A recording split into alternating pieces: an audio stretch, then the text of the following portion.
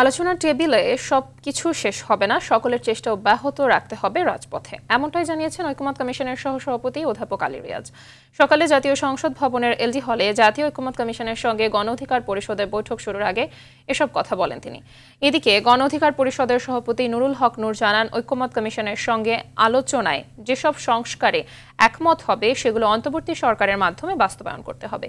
এ সময় ঐকমত্য কমিশনের সঙ্গে গণ অধিকার পরিষদের 9 সদস্যের একটি প্রতিনিধি দল বৈঠকে বসেন।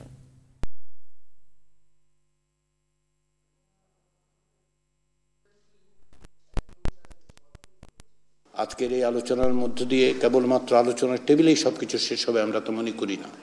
সকলের প্রচেষ্টা অব্যাহত রাখতে হবে রাজপথে, সকলের প্রচেষ্টা অব্যাহত রাখতে হবে আমাদের চর্চায়, আমাদের ঐক্যে, এবং সকলের সম্মিলিতভাবে একটি জাতীয় সনদ তৈরি করার চেষ্টা করতে হবে। প্রধান উপদেষ্টার কাছে আমাদের এটি আহ্বান থাকবে, যে কোনো মূল্যে যেই সংস্কারগুলো আলাপ আলোচনার মধ্যে দিয়ে ঠিক হবে সেগুলো এই সরকারের অধীনেই বাস্তবায়ন করতে হবে।